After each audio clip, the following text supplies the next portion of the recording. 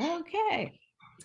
All right, good afternoon, everyone, and thanks so much for joining us for this, our final event of our virtual visit days. We hope you've enjoyed our campus preview days. It's been a lot of fun putting them together for you, and it's been so good to see you. Because we have a short time for this conversation, I want to spend as little of it talking as possible because I'm going to be honest, I'm not sure you came here to talk to me today. So without further ado, I'm going to hand it over to our Associate Dean, Dr. Shari Saunders, who's going to be here to introduce and answer your questions about our trauma-informed practice program. Dr. Saunders. Thank you, Tim. And I was going to do something to start this off, and I was like, oh, shoot, we're being recorded. I don't think I should do it. So I'm not going to do this little activity that I was going to do because I think it might be weird in a taped version. So I am just going to proceed with the task. So welcome, everyone. I'm just finding out that I'm the last event of what was probably a very long day. So hopefully you can just be in this with me, and I will move as quickly as possible so you all can move on with the rest of your day. So okay, so let me make sure I'm sharing my screen. And now don't do what sometimes my students do when we're in class and I'm talking about something and thinking that they're seeing everything. No one can see anything and nobody's telling me. And so if you cannot see what, or maybe if you can see, could you do like a thumbs up or something so that I know that thank you very, very much. So let's see where to begin. Oh, stuff is hidden. All right, so you're here to learn a little bit more about the Trauma-Informed Practice Mini Certificate. And as Tim said, I'm Shari Saunders. I'm Associate Dean for Undergraduate Education and Educator Preparation. So my task today is really to share with you an opportunity that you have to engage in this mini certificate and give you sufficient information for you to determine whether this is something you will want to do. So if you choose to do the mini certificate, you're going to learn basically two things. You're going to develop some foundational knowledge and skill building related to trauma and trauma-informed practice. And you're also going to develop foundational knowledge and skill building related to interprofessional practice. And I'll talk a little bit about that in a minute. So the outcome of this, because it's a mini certificate, is that you're not going to be an expert.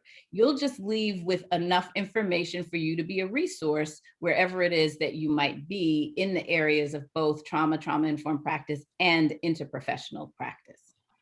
So the format of the certificate is that you will have, each course has asynchronous weekly meetings. And I want to say that these meetings are virtual, and that is not a response to COVID. We always have done these virtually. And the main reason for doing that is that we have people who participate in this mini certificate that come from different professions. And in order for us to be able to get everyone who wants to take it, we have to do it this way because the schedules of these professional schools would make it impossible for us to be able to offer this to everyone if we did it in person. The culminating workshop originally was an in-person workshop, and that went virtual due to COVID.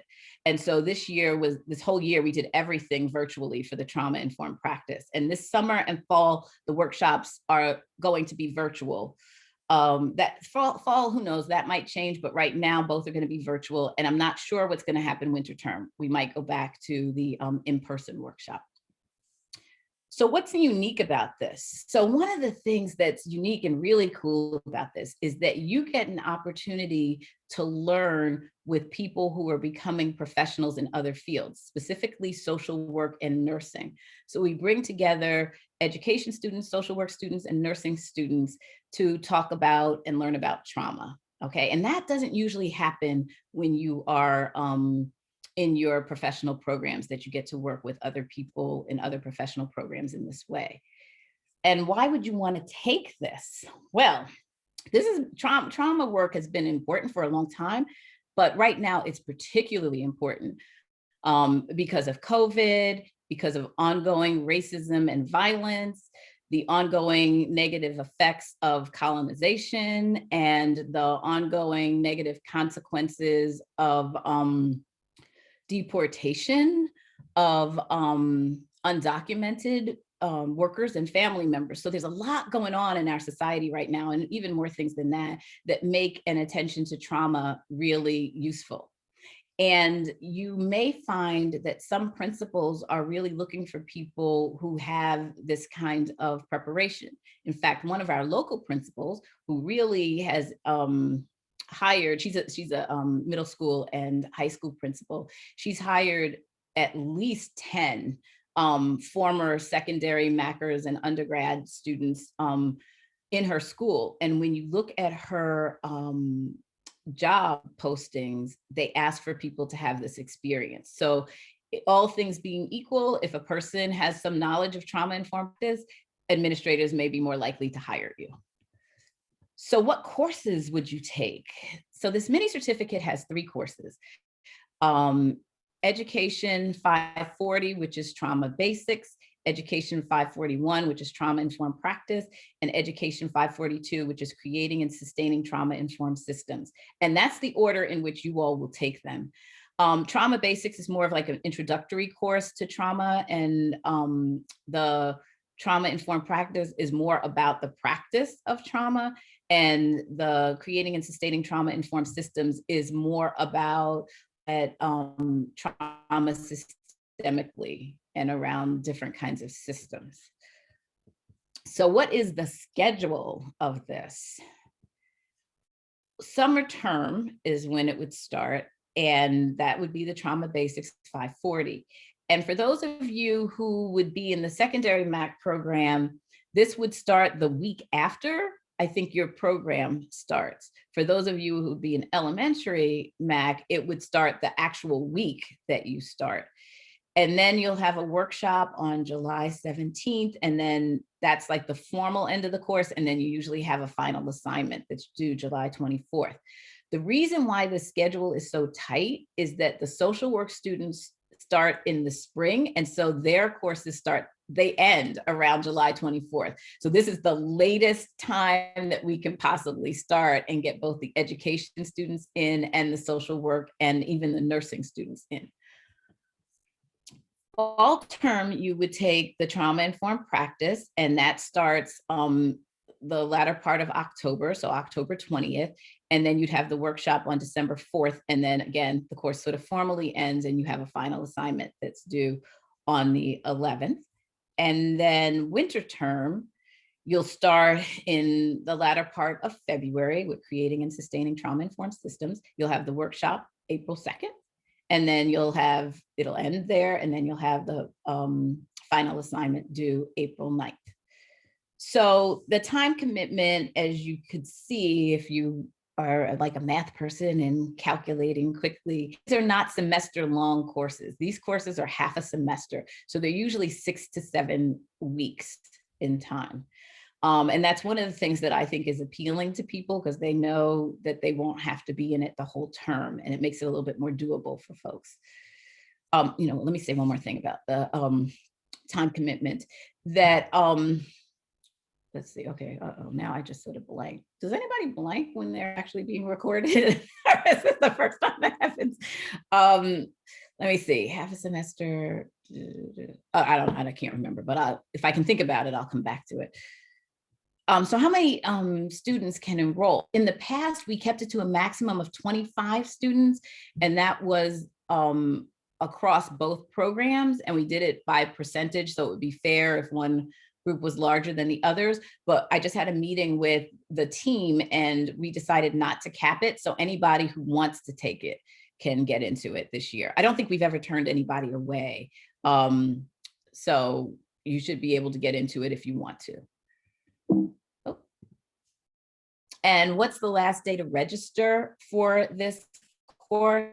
It's June 11th, Friday, June 11th, which I think is the week that the secondary MACers start. And I think it's right before the elementary MAC students start.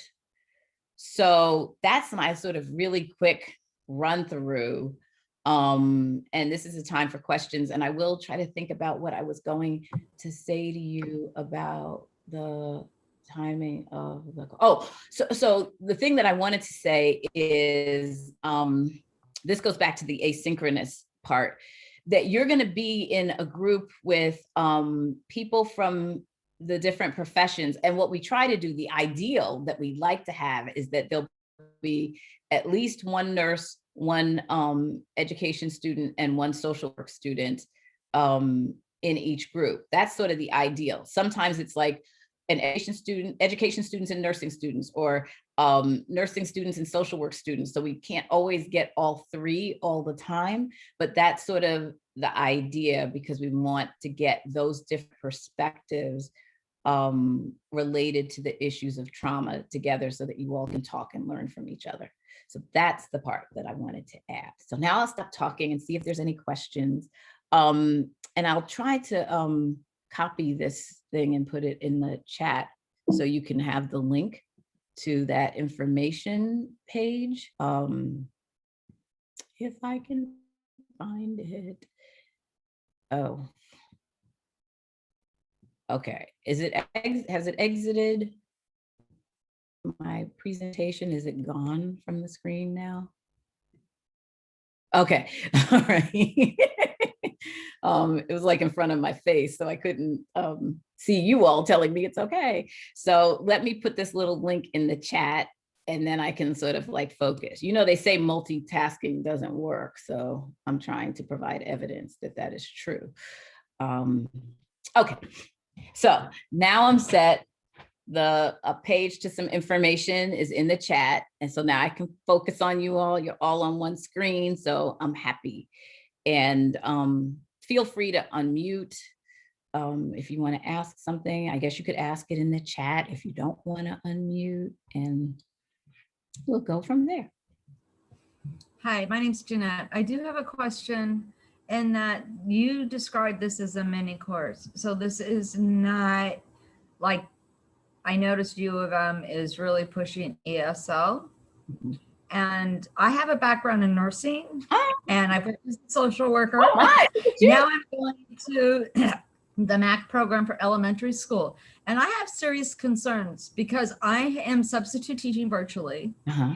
And just yesterday, I had a third grader that talked about, he was in gym, so I only overheard part of it, but about this is something like when he wanted to be dead or dying. Oh. And I have real concerns that the trauma that kids are facing now, one, for all of the reasons that you said, and just normal, our society reasons before everything got like it is, these kids are really suffering. And I guess like I feel like a lot of the skills that you talked about, because I've worked in these different things, but I'm worried about the importance, and that this is a mini skill. I don't understand why there isn't more importance, especially when all the studies that are coming out is our children are suffering. Our children, you know, just being at home on top of everything else. What can provide that will enhance? And do you see this becoming much more of a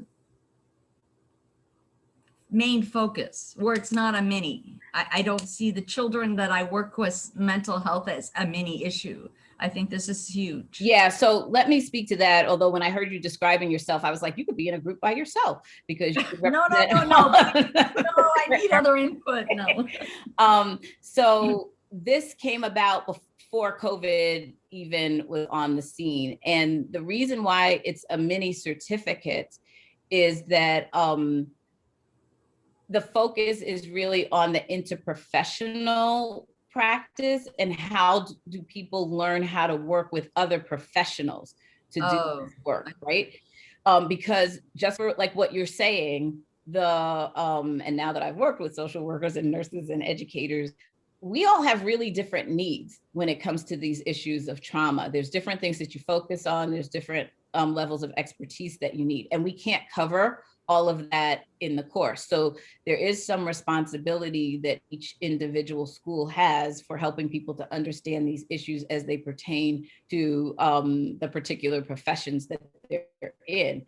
So in elementary, I know that there's some work embedded around trauma-informed in your program. And in secondary, I was the person who used to do a lot of that work. But then as associate dean, I stopped teaching some of those classes. So I'm not the person that's doing that, but you will be comforted to know that the state has a standard around trauma-informed practice. So there is the expectation that all preparation programs are doing some work in that area. And mental health is also a big issue. The two can often be connected. And so much of that work that you're sort of talking about is going to fall to your programs. This is something that's not part, like even though it's EDU, what might be common stuff we need to think about across those professions as these folks work together. So for example, in the course that I've typically taught, which is the trauma-informed practice, we use case studies a lot. And so in the case studies, we create situations where educators, social workers, and nurses have knowledge that they need to bring to bear to make sense of what's going on and how to deal with it. And so it's set up that way. So it's not specific to what you're saying, the educators and their needs. Do you see what I'm saying? Do you see the distinction? Interprofessional practice with trauma as the focus of that work. Do you see in the future where, I mean, I realize you focus on 3 different areas where, or I guess Katie or Tim could answer this too, where trauma is going to be more of a focus. I mean, like ESL. I mean, I see the importance of ESL, and I've worked with kids, but I'm really getting concerned. I've seen so many more yesterday, 3rd grade, talking about things, and it's becoming more disturbing. I'm used to reporting to CPS, the principals and whatnot, but I guess I'm really getting concerned because I'm seeing more and more evidence of trauma in the children in elementary schools. Well, I think if I were speaking for myself, because this is something that I have been advocating for about 6 years, I've seen this as being really important based on the kinds of things that students would bring from the field, which is why we started doing some of this work. The challenge, so I can't specifically answer your question because people do different things in the program and creating the space. So I know there will be focus because it's important work, and we do have standards that will hold people accountable for that. And that's throughout the whole state. So anybody that's doing the accreditation is going to have to do this work because MDE is requiring it, right? So I think we're going to be seeing more of it. I can say sort of tentatively, I know we're creating a free, okay, what is it? It's a free course that would be open to teachers. So I imagine it would be available to our students. That is like a 10-hour module around this work that I think could be built into programs or made available to people, but we're just now working on that. I think it's supposed to come out in like August if we hurry up and finish it. So so that may be a bit available. I've been thinking about how I was going to address that, and can we like build it into the curriculum in one of the spaces. I have to talk to people about the other. So I can't really answer your question right now, but in my ideal world, yes, it would be. And more ideally, it would be to have this content embedded in the courses, because we've talked about, you know, trauma in general. We can think about like people who teach social studies, anybody who teaches about war, they're dealing with issues of trauma. And if you've had people who have lived in countries where there have been these kinds of issues and they are now in this country, you're going to have to address those kinds of things. The same thing in literature. that there's stories that are written of all kinds of traumatic events with characters, and that can trigger things for people. So this issue of trauma shows up in the content, it shows up in the life experiences of folks, it shows up when we talk about bullying, it's all over education. And so I think rather than having like a lot of individual courses, it's more like, how do we embed this content within courses to link it directly to the kinds of ways that trauma shows up. So yeah, thank you. It's just my brain goes straight to the social worker mode when I hear some things that kids say, and it just seems like there's not enough resources already. And on top of everything that little ones, everybody's facing now, that this should be more emphasized, I guess. I don't know. I mean, I haven't started. It's something that always should have been important, but this moment we're in is bringing it more to light for people. And you're just seeing, like, just compared to even 3 years ago, the amount of attention that's coming with trauma. But one of the things that we try to do is also challenge, because there's a way in which trauma-informed practice can be done through like a deficit lens and looking at what's wrong with all of these people, like what's wrong with the kids, what's wrong with the families. And we're really trying to challenge that and look at, as you are thinking about, you know, trauma, it's like, let's look at this more systemically. What are the things that are causing these traumas, that it's not just, you know, like in individual people, it's usually individual people's responses to really horrific things. And sometimes things I appreciate it. Yeah, are really bad. It's like, this is like a coping mechanism, and people are doing the best they can to deal with things that are horrible. So it's not like what's wrong with them? We create these kinds of situations.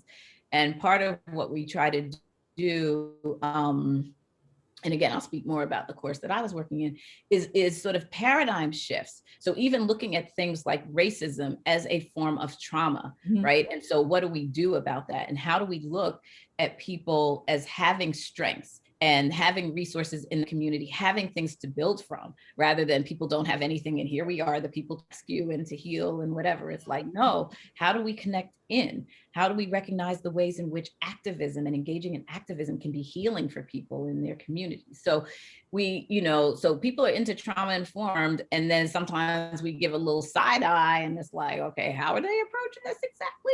So, you know, there's a lot to think about in this area. Thank you very much. You're welcome. Other folks?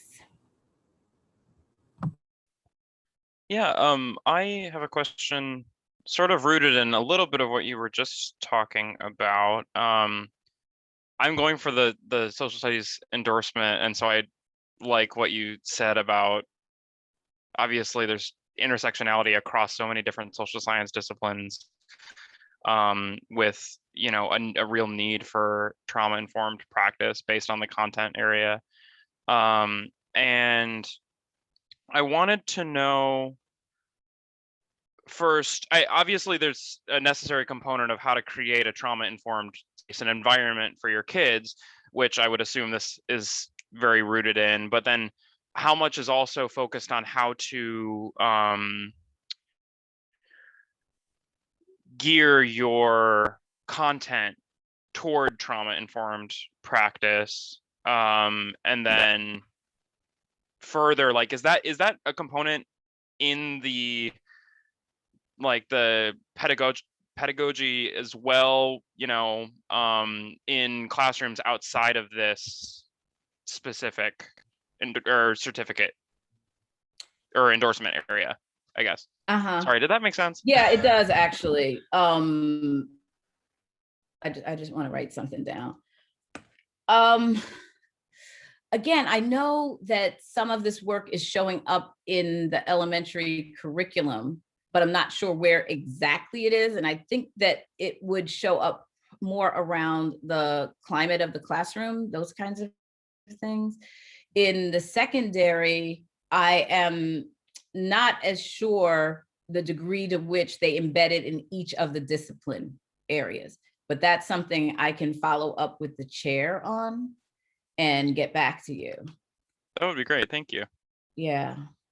So you're looking particularly at because you were just raising the issue of like classroom community climate stuff, and then the applications to, I think some of it might get addressed a little bit in math, and looking sort of at math as a field, as traumatic itself to students. So I think they may cover a little bit about that. But I'd have to check in on what's happening in each of the content areas. Mhm. That would be really great. Thank you. Okay, I will do that. Good afternoon, Dr. Saunders. I have a question. One of my previous job, I dealt a lot with crisis intervention and recognizing mental illness and possible resources to direct people to get help if they need it. Is that part of this training as well, or I'm sorry, the certificate, as well as recognizing, and then kind of what you had said is focusing on the interprofessional communication to allow that student to get those resources? Is that kind of similar to what kind of the certification that I received? Does that kind of sound similar, if that makes sense? Yeah, what you're talking about, I think, would show up more in the cases and the work that people do with cases. So I'll give you an example of how we did it in the trauma-informed practice class. So every week after the first week, folks had a case that they had to go through. And so then they had to read it. And because we were doing like a sort of a shift in your mindset, it was getting them to think about, how would you find out particular things about families, right?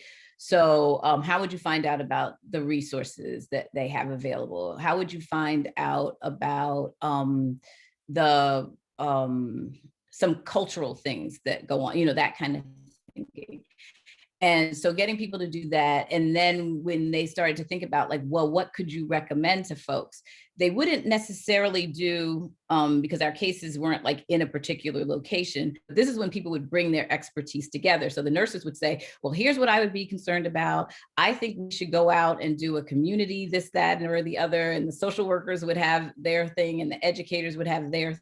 And so social workers would say things like, well, I want to know about these resources. Do they have this, this, this in the community? Educators may be more about like, okay, I want to think about what might be the triggers that would happen in the classroom, and what are the things that the parents can inform us about, blah, blah, blah, blah. The nurses, like when we have situations where somebody might have ADHD and they're on some sort of drug, then they have particular sets of questions that they ask. And so we have written the cases in ways that people can bring the different expertise to, one, make people aware of things that they could look at, but it's also because it's not just about sort of the doing, and it's about building their knowledge. I've seen students make a lot of recommendations of texts and other things that people should read and learn about because they found them to be really helpful. So it's more like that kind of thing. It's really getting to have you all talking across the disciplines, becoming aware of resources and other things that are available from the lens of the other folks, and also trying to understand your own professional expertise, because it becomes really clear that you all bring different things. Nurses and social workers and educators, they've got different knowledge bases, and they bring those to bear. And I think another thing that it can wind up doing is helping people to have more respect for the other professions. So, sometimes you can see people thinking that, oh, the problem is the teacher, and the teacher needs to do this, and the teacher needs to do that. Is like, oh my gosh, look at the things that teachers have to deal with, because what we have to deal with, we don't deal one-on-one with people, or, just us and a group of 6 people. And so the work of nurses and social workers, even in terms of the numbers, it's very different for your job to be a teacher with 30 students or more cases versus a nurse working one-on-one on a particular thing, or a social worker working in a small group or one-on-one. But so they get sometimes the advantages of having just fewer numbers. The advantages often that the educators get is that you get to see people over time, right? So you get the same group for months and months and months and months, where sometimes the nurses, they've got their 15, 20 minutes or 10 minutes, I think it might usually be. And then they may see this person, over some years or stuff. So we've got different like advantages and disadvantages in our professions, and even the ways that we're socialized. So we learn a lot about the different programs and the things people have to face. So it really is because I see the strength of this more as like the interprofessional practice around the trauma, more so than what I think is best suited in the professions, which is the stuff that's focused specifically on what does it mean to handle issues of trauma as a teacher. That's not how the certificate is set up, because it's around multiple professions. Thank you. Mm-hmm. Just to clarify, so are you saying there's a more holistic approach so that people can understand how these different fields interact, and we, as say, whether you're in the role of a teacher, social worker, or nurse, you're able to actually broaden? Oh, absolutely. Absolutely. I used to, okay, so I'm just gonna say I'm a little unusual, but our class last time had 116 people, and I look at the videotapes that they do when they're in small groups. So I get to listen to them talk about and work through these cases. Nobody else is actually going to do that. So I don't want you to think that's a norm, right? But from doing that, I learned a lot. And the thing that I've heard them say in those meetings and in feedback is the best part of this course is working with people from other professions. They're like, we learned so much from each other. So it's that interprofessional piece that is the thing that people like most love about this. They like, trauma. It's like, trauma's not comfortable. So it's not like, oh yeah, we love learning about the trauma. Like that's not, but I think they've really appreciated in the course that we did this year, because we really, in the second course, we reframed it to have an anti-racist lens. So I think people really appreciated that focus on the course this year. But that interprofessional practice and what they learn from each other, they think is so valuable. So I know it's like, I think we're past our time, so I don't know what I'm supposed to be doing, Tim. Yeah, I was about to cut in because while I do not want to interrupt this conversation, I do want to acknowledge that we are past our scheduled time. So if people have other places to be, I know that we will not be hurt if you have to go. Especially because I also hope you know that you can reach out to us anytime with questions moving forward. This is not your only opportunity to make inquiries about this or any of the other opportunities at the School of Education. So Dr. Saunders, I'm not sure if you're available for maybe one more question. I could probably take one more question and I got to go. So is there anyone who hasn't spoken who wants to speak? Even if you just want me to hear your voice, that's always kind of cool.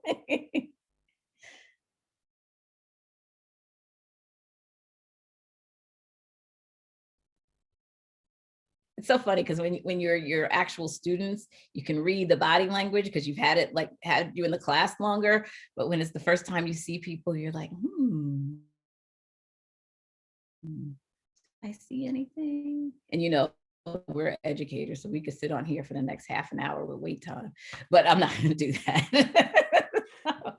So I think people are good, Tim, it looks like, and they'll get in touch with you all if they need to know anything. And I'll get information after I talk to the secondary chair. And you're welcome, Gabby, about this. So about this question. Are you in secondary, Hunter? Yeah, that's what I thought. Okay. All right, cool. And I'll check into about elementary and where exactly this work is showing up. Thank you, Dr. Saunders. It was very informative. I appreciate your time. Very welcome, all of you. Enjoy the rest of your day, and I hope it's as sunny where you are as it is outside my door today. All right, good, everybody. Enjoy the rest of your day. Take care, Bye. everybody.